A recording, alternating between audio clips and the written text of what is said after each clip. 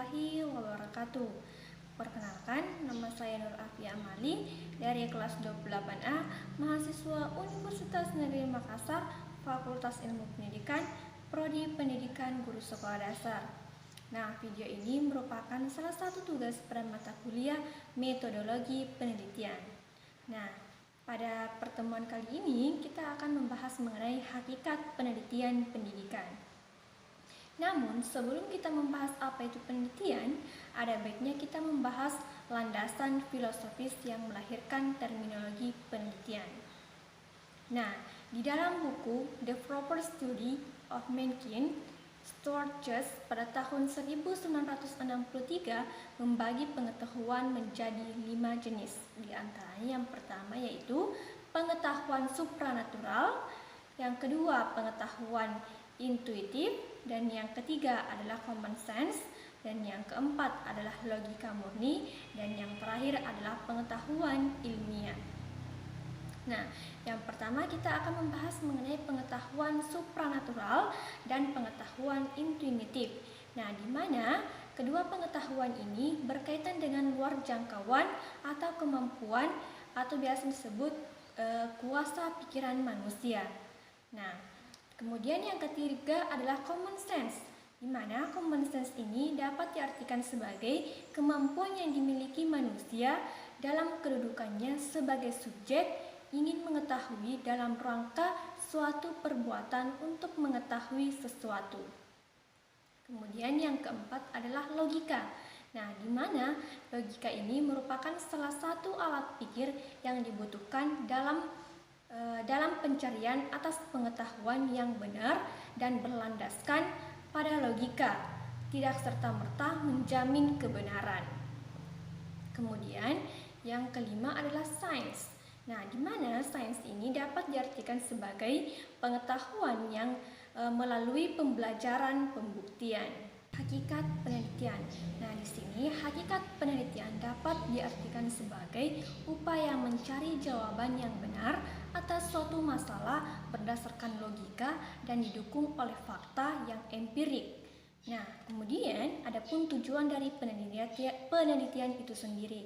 Nah, di mana tujuan penelitian itu sendiri terbagi menjadi 3. Yang pertama yaitu tujuan eksploratif atau penemuan. Nah, di mana penelitian ini dilaksanakan untuk menemukan suatu ilmu pengetahuan yang baru dalam bidang tertentu. Kemudian yang kedua adalah tujuan verifikatif atau pembuktian. Nah, di mana tujuan penelitian ini dilaksanakan untuk menguji kebenaran dari suatu ilmu tersebut yang telah ada. Kemudian yang terakhir adalah tujuan pengembangan. Nah, di mana penelitian ini dilaksanakan untuk mengembangkan suatu ilmu pengetahuan yang telah ada. Kemudian adapun fungsi penelitian. Nah, fungsi penelitian ini dibedakan menjadi 3 jenis. Pertama yaitu penelitian dasar, kemudian yang kedua adalah penelitian terapan, dan yang terakhir adalah penelitian evaluasi. Ruang lingkup penelitian pendidikan. Nah, di sini boleh dikatakan sangat luas ruang lingkupnya karena mencakup sistem pendidikan, falsafah pendidikan, kebijakan pendidikan, teori pendidikan, manajemen pendidikan, satuan pendidikan, jenis pendidikan, kemudian program pendidikan, proses pendidikan, kontribusi pendidikan, ilmu pendukung pendidikan yang lainnya. Nah, itu tadi mengenai ruang lingkup dari penelitian pendidikan tersebut.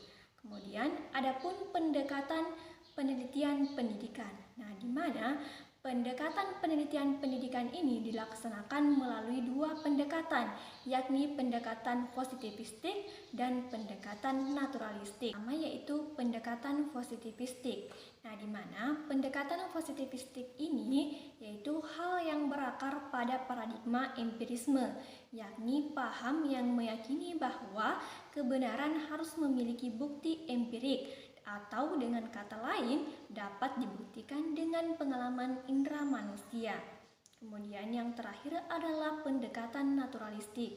Nah, di mana hal ini memandang bahwa kenyataan sebagai suatu yang berdimensi jarak, utuh ataupun holistik, serta sebuah kesatuan dan senantiasa berubah ataupun dapat dikatakan sebagai dinamis.